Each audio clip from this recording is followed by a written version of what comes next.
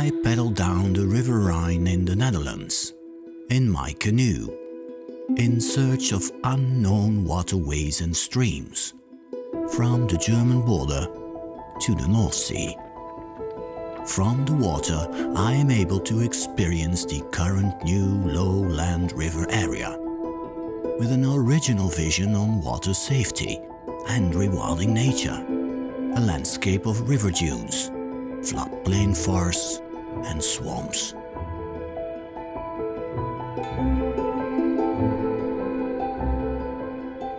In search of spectacular new wildlife.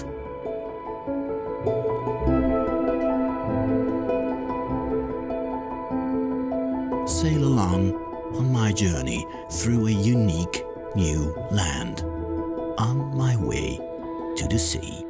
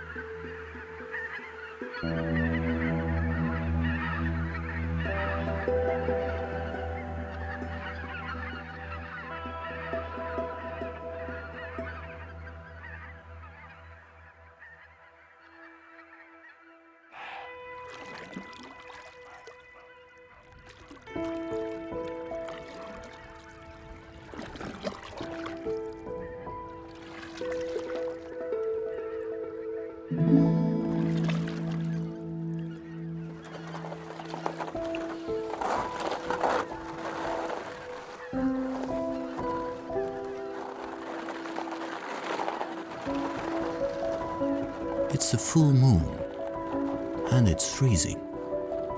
I'm sailing through a thin layer of ice. I hear subtle splashing and soft gnawing, the sound of beavers.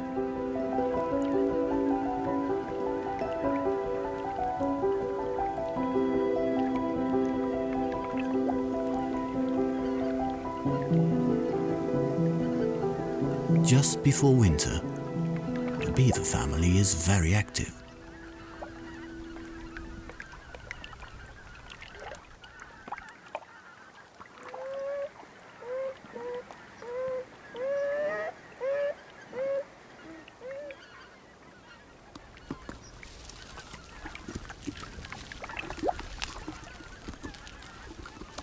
The last fresh willow branches are collected.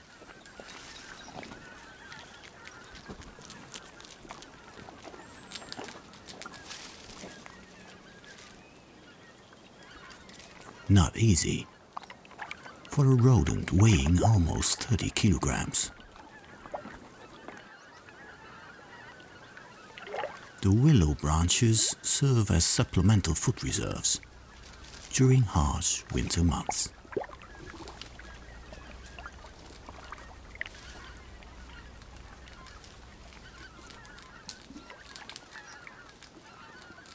Beavers really belong to the water-rich lowlands of the Netherlands. Last century, they were extinct. Fortunately, they were reintroduced in the 1980s. Successfully. I come across them almost in the entire river area.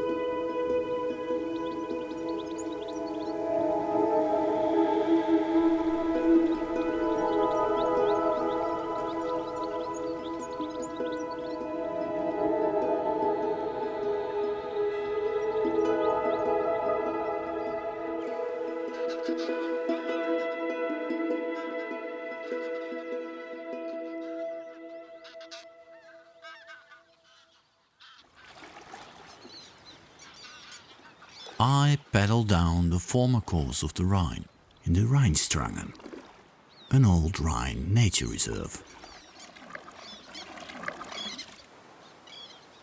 A few hundred years ago this was still an active flowing river. Not anymore. Large reed beds grow into the water. A bird concept echoes from the reeds.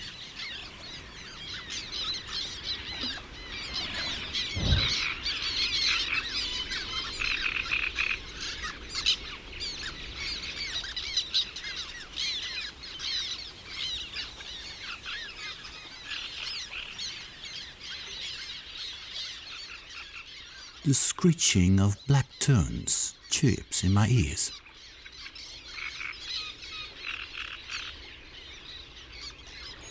They have just returned from their trip from West Africa.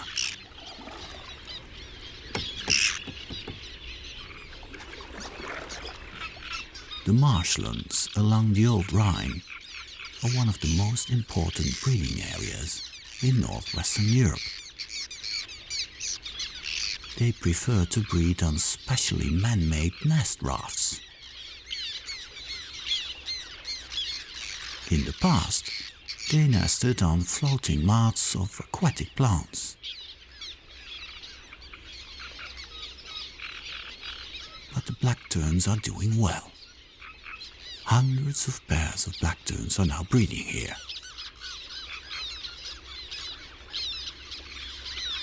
The male lands with his female on a nest. It's time to mate.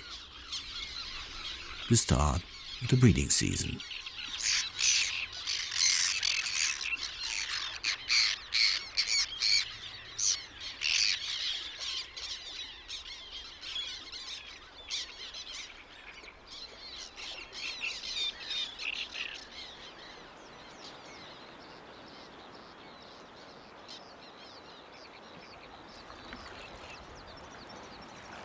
I paddle through a sea of aquatic plants.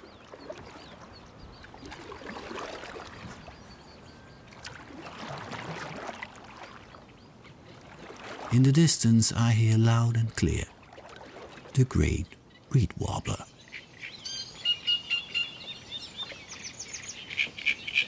As big as a starling, and what a sound!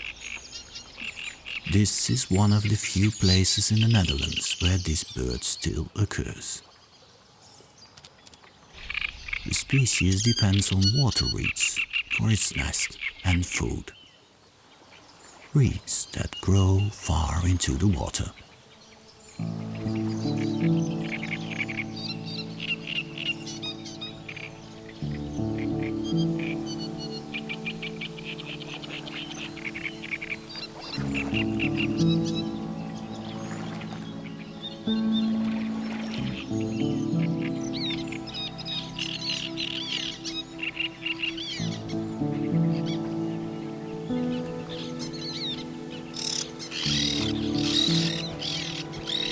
The black terns have chicks in mid-June.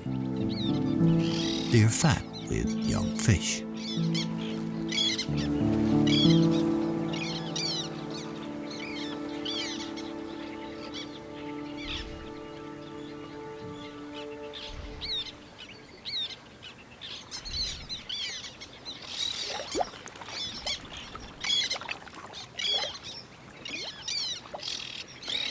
But black terns also eat insects.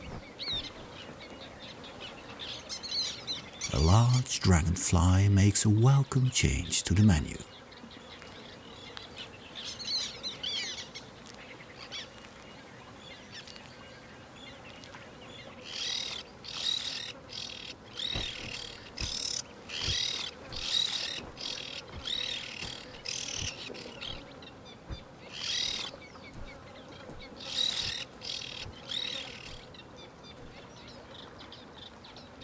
Movement underwater. Panic.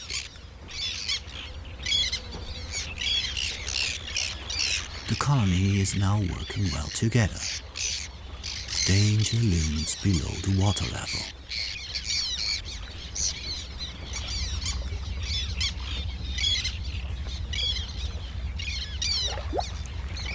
are spawning breams. The male bream defends small territories underwater.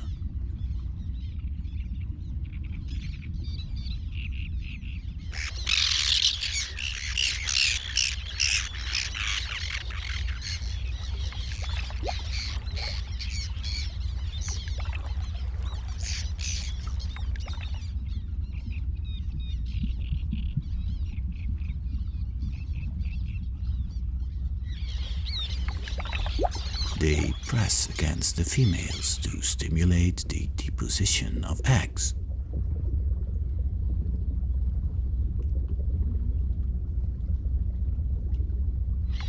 The splashing frightens the terns.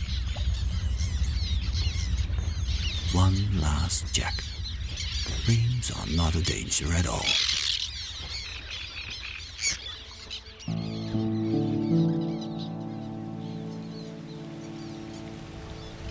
The weather is going to change. Cool weather appears with strong showers.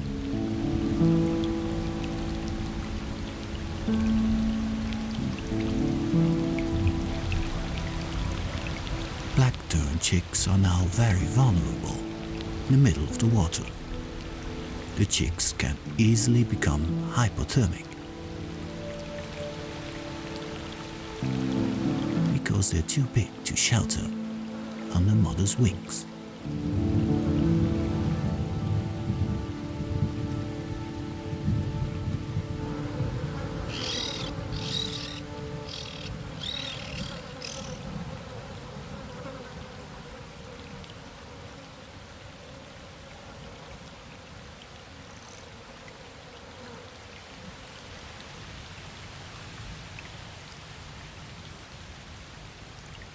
Fortunately for the terns, the weather conditions improve.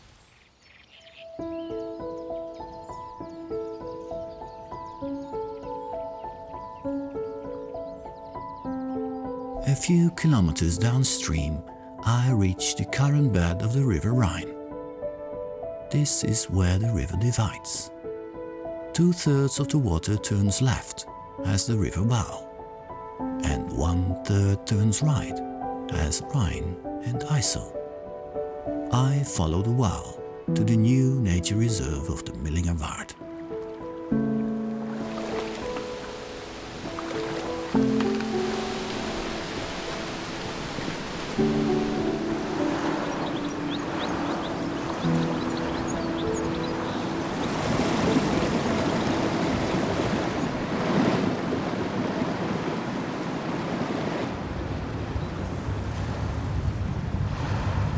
In winter, the river has become a swirling mass of water. Due to rain and melting water, the water level has risen to above 13 meters above sea level. It is a strange sensation. I'm paddling through a forest among the tree canopy.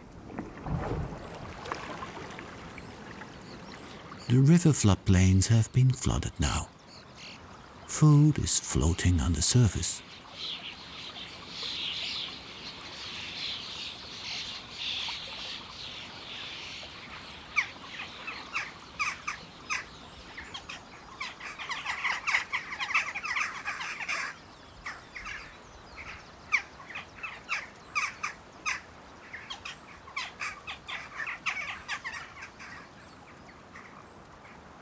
Magpies search for invertebrates like insects and worms along the high tide line.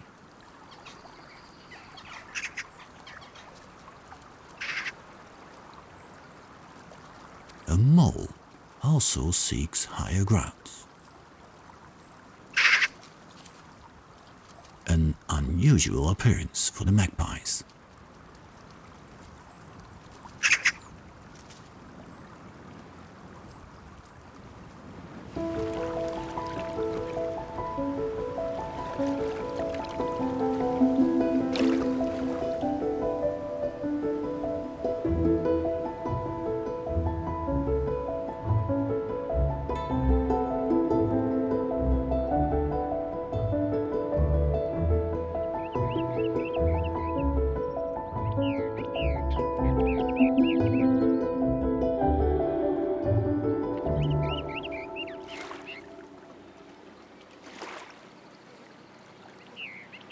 summer in the milling of art.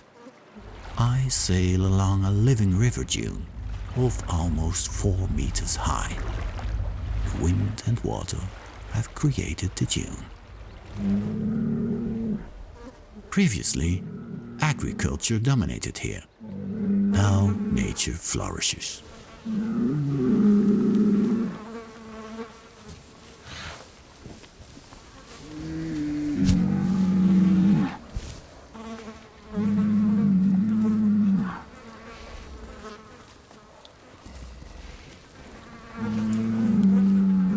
Galloway cattle and conic horses relax on the river beach. An ideal time to ruminate.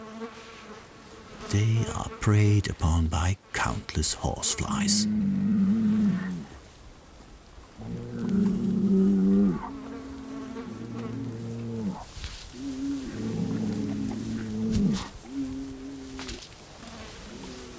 A long tail does a good service now.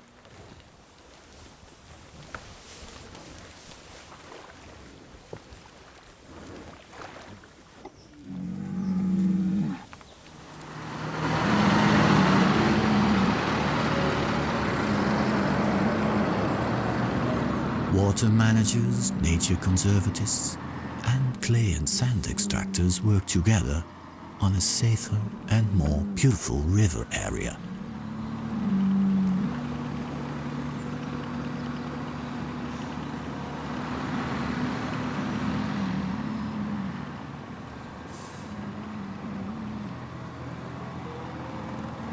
A new bypass of the river is being constructed to be able to store water during high water levels.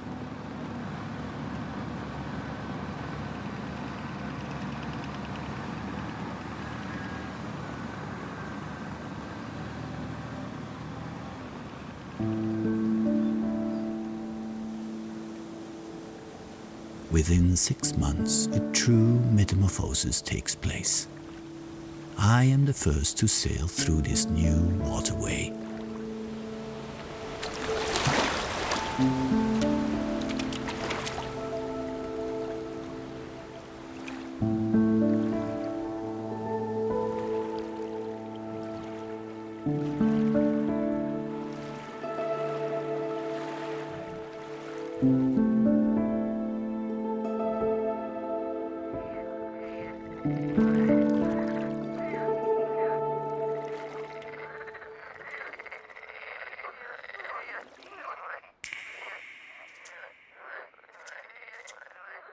It was a cold summer night. The meadow damselflies have become dewy. The males are metallic blue, with striking dark wing bands. The females are dressed in copper green.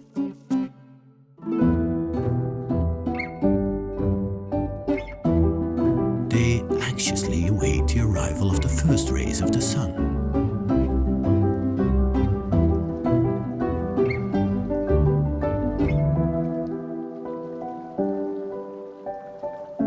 Once warmed up, the males start their impressive dance.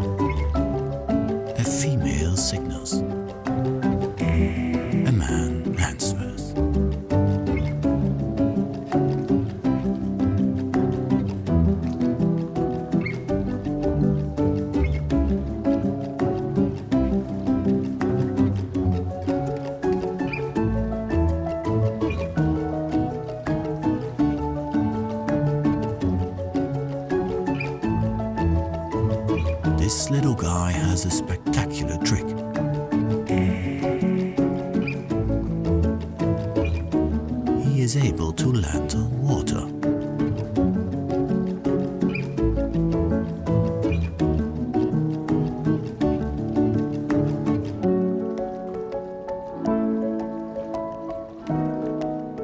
The female becomes interested.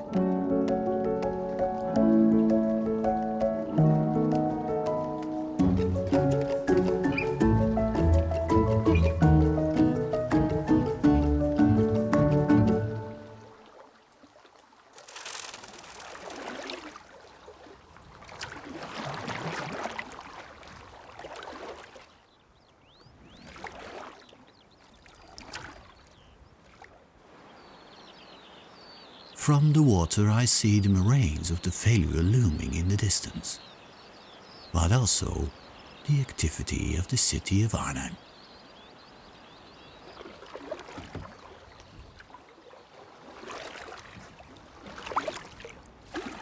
Arnhem and the river are linked in past and present. Near the center, I imagine myself in a green jungle. Rivers are the green veins that cut through urban areas. There is a depressed atmosphere on the water. Something is moving in the air.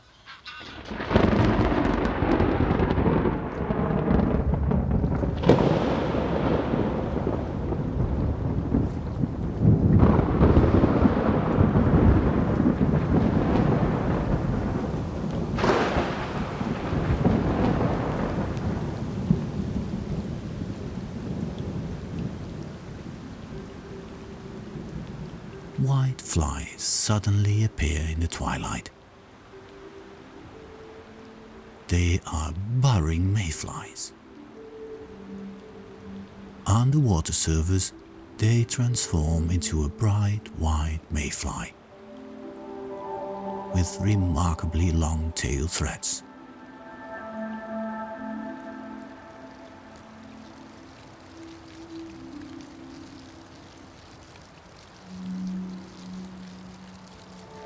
Males and females gather in large swarms.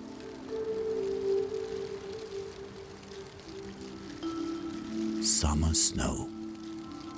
A magical moment.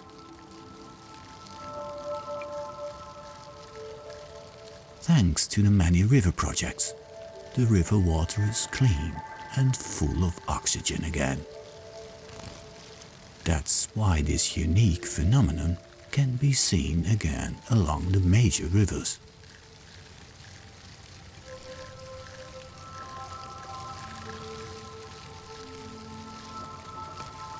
Females deposit 2 strands of eggs on and along the shore. Both females and males die almost immediately afterwards.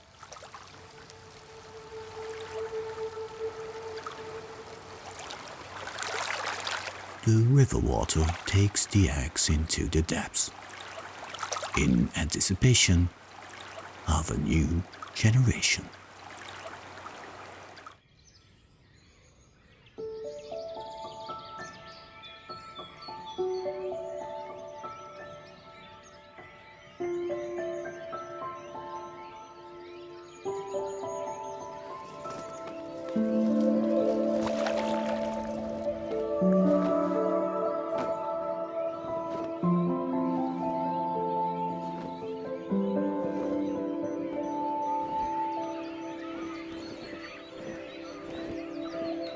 They look like angels, spoonbills. The rest of the season they are timid birds, but now they are exuberant.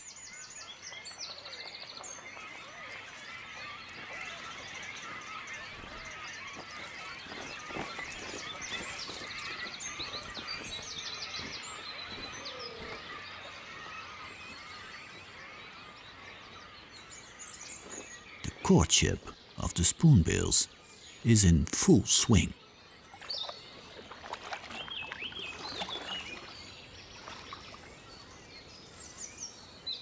Who would have thought that? Spoonbills in the river area. In the 1990s, a colony started in the nature reserve the Blue Room near Rhenen.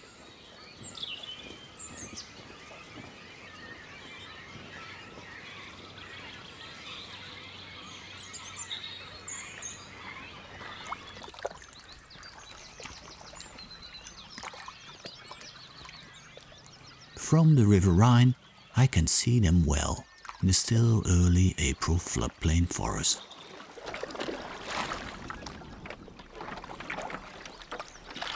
An impressive sight from the water, the Grebbeberg, a moraine relic fortress from the Ice Age, pushed up by the southernmost foothills of a glacier over 200,000 years ago.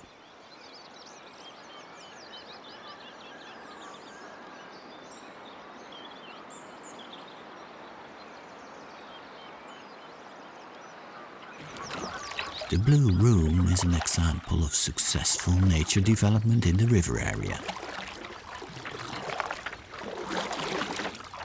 What was farmland 40 years ago is now a varied nature reserve with grasslands, thickets, riparian forests and floodplains. The winter dike has been partly removed here, so that the water can flow in and out freely. I sail along the foot of the moraine. It's the perfect day to look for grass snakes. About 20 degrees Celsius, no wind, and lots of solar heat for the cold-blooded animals. Carefully, I float my canoe along the reed bed.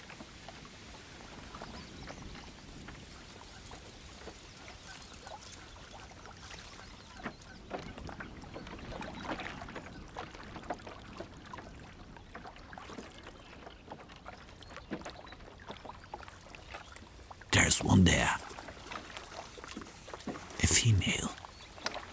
I estimate her to be 1 meter long and wrist thick.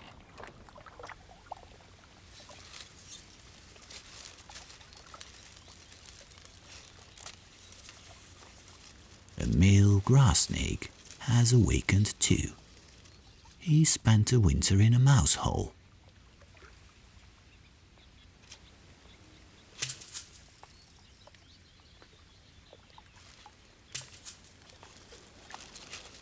When the snake has warmed up enough, it goes hunting. A common frog or toad would go in after more than half a year of fasting.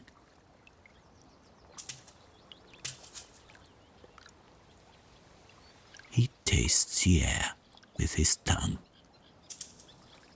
He's on the trail of a female.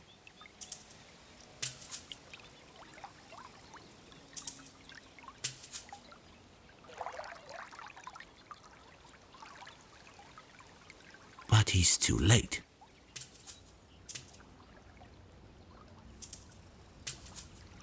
Several males have chased a huge grass snake female and are trying to mate with her.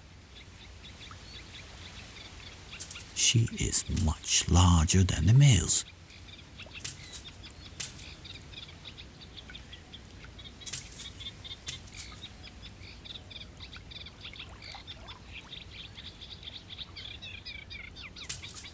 Only one of the males is a lucky one.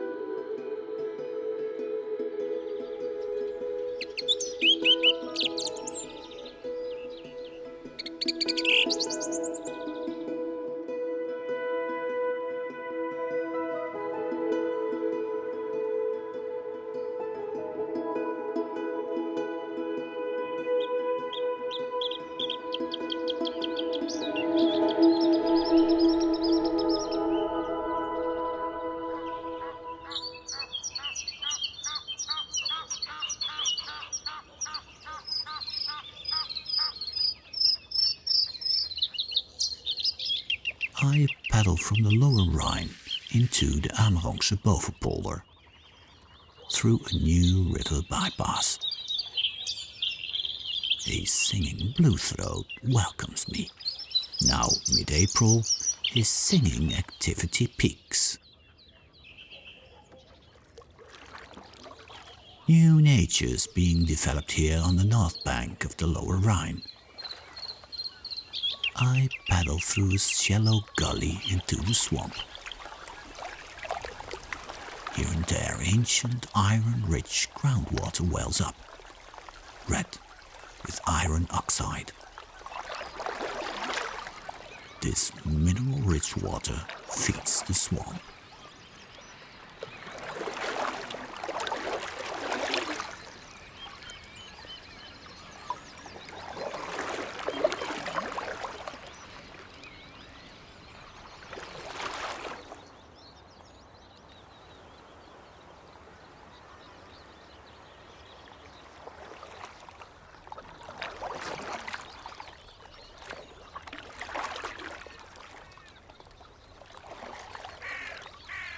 Then suddenly, shadows on the water.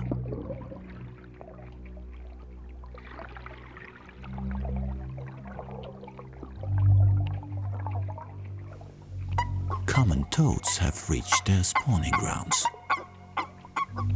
Females produce long strings of eggs that she hangs like garlands on the water plants. They are fertilized by the male.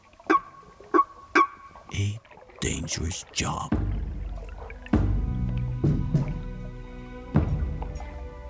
Frustrated, unpaired males wait for every movement in the water.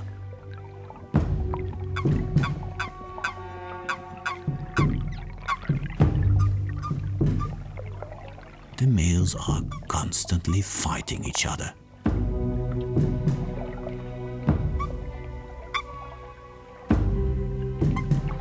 Once every few minutes, the toad pair has to go up to breathe. A tough job for the female, who is chained to her eggs and her partner.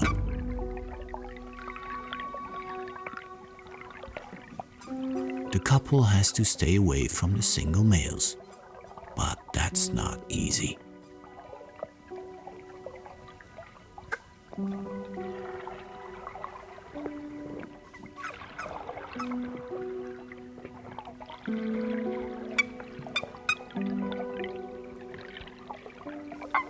They attack as soon as they spot the pair. This is really a risky situation. The male tries with all his might to kick off the attackers.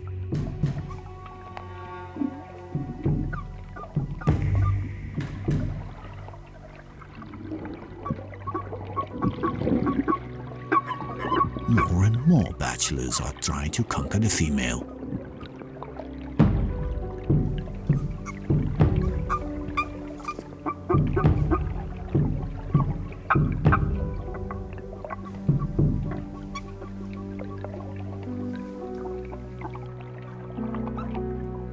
The female has to breathe really fast now, otherwise she would suffocate.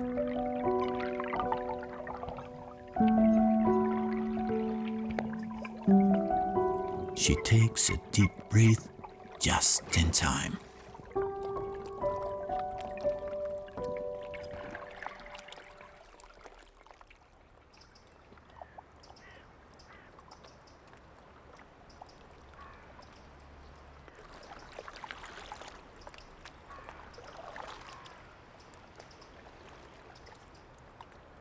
A group of conic horses enters the tunnel from the floodplain towards the lateral moraine. I follow their lead. The sun is making frantic attempts to break through.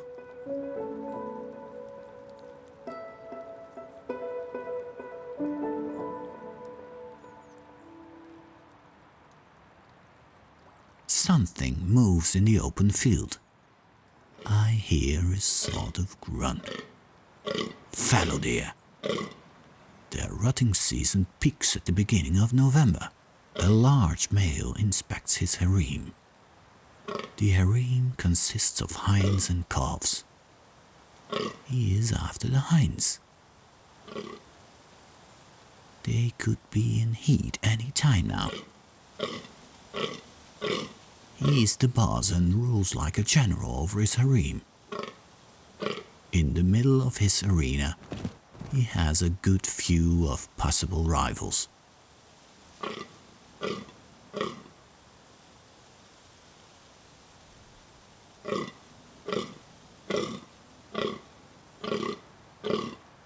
They watch him anxiously. They can smell the hinds.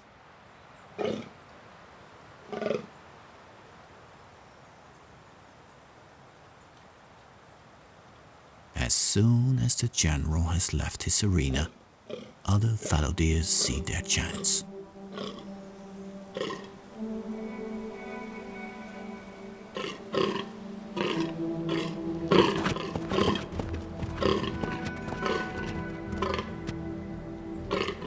From all sides they rush to conquer their own harem.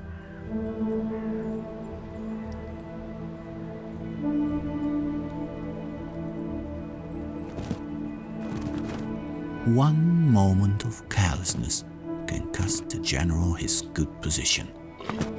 Other deer can run off with his females. With great leaps he thunders into his arena. He chases the other males away.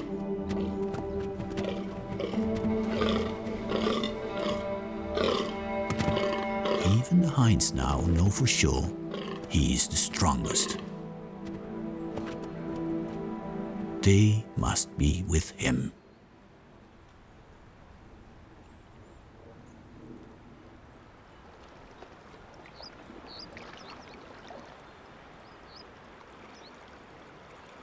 Further downstream in late May, I paddle through a completely different landscape. The river flows through an open landscape. I sail past the former island, in the middle of the Rhine. I can come ashore through a creek. I have to hurry, because the water is sinking fast. Here, in the middle of the Netherlands, the tidal system is noticeable.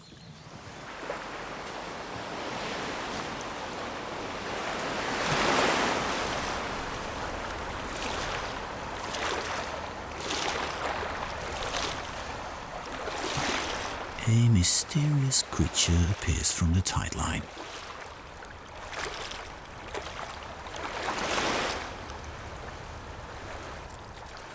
It's a dragonfly larvae.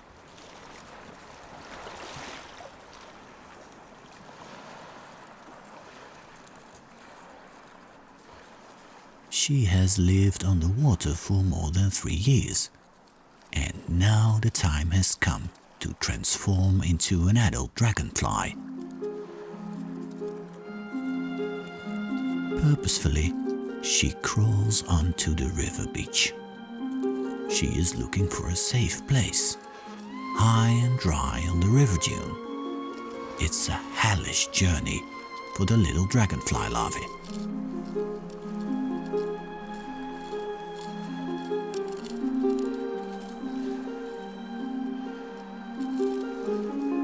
Then the miracle of metamorphosis begins.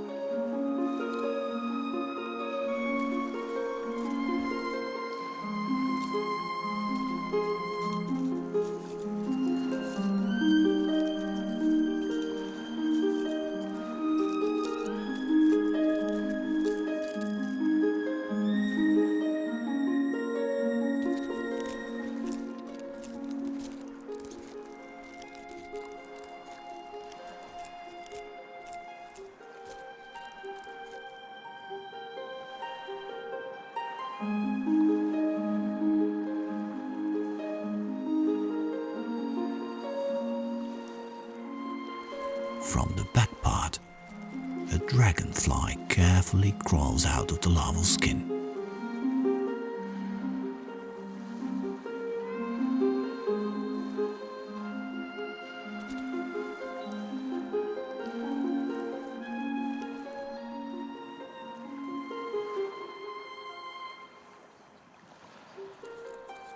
the wings need to harden before she can use them.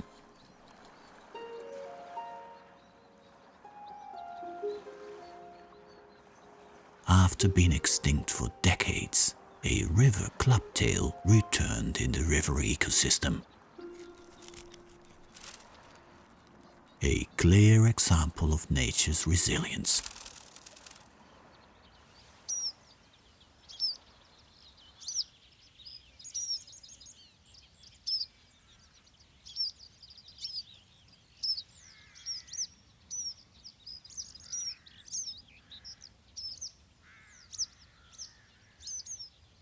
The river dune is an oasis of flowers.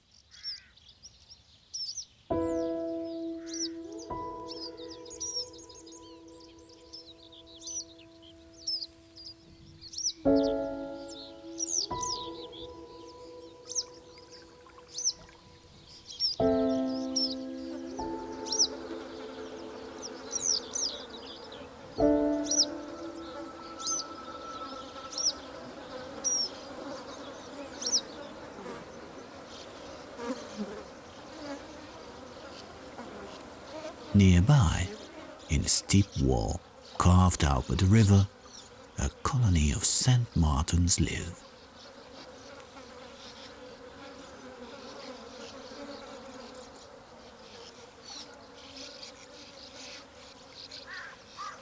Small, agile brown and white insect hunters.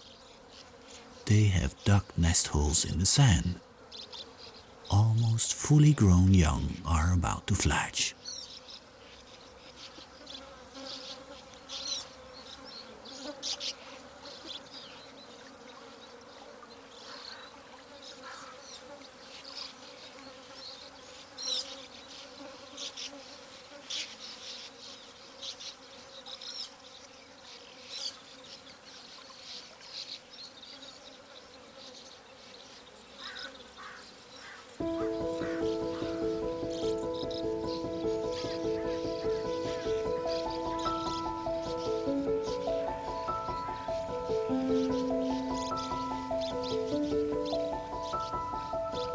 The insect-rich river dune is a snack bar for the swallows.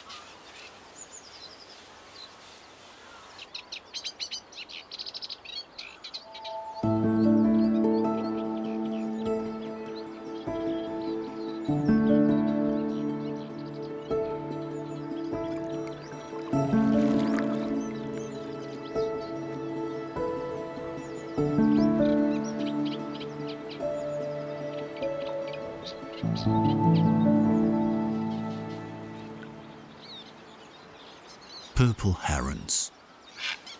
Rarely beautiful birds. Brown, red, almost purple they are now, with golden yellow necks. Migratory birds. Every spring they fly from Africa to the Netherlands and back again in autumn.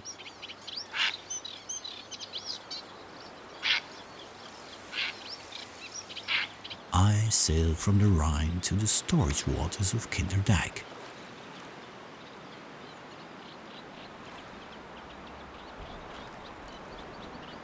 Ever-larging reed beds appear here in the downstream part of the River Rhine area.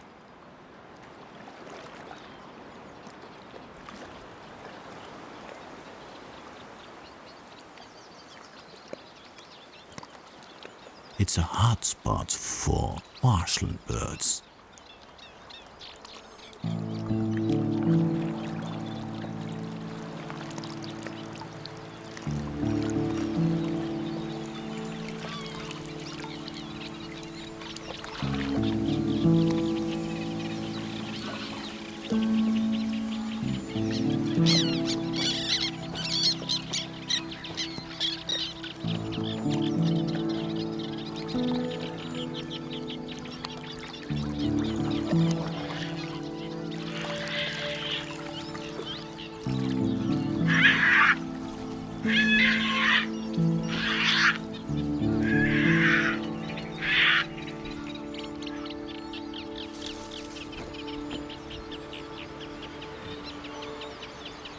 A purple heron male prepares to land.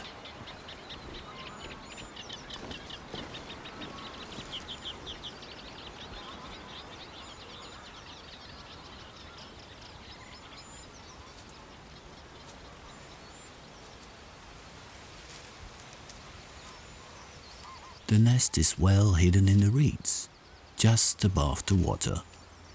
He approaches very carefully.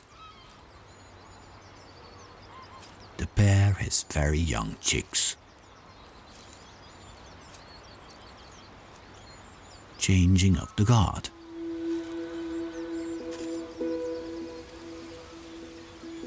The chicks must be kept warm.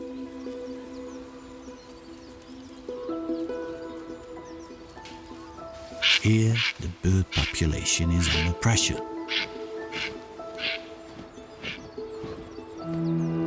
The area of reed marshland shrinks.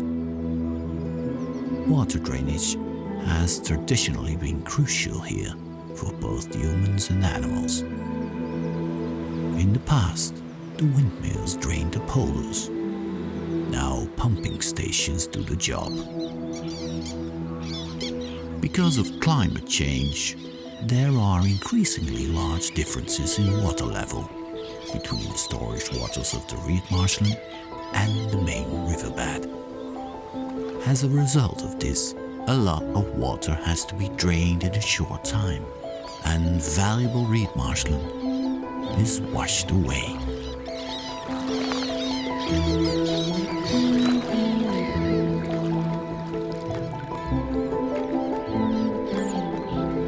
In a new waterland, sometimes the old and new water management conflict as part of the future development of a safe and biodiverse riverland.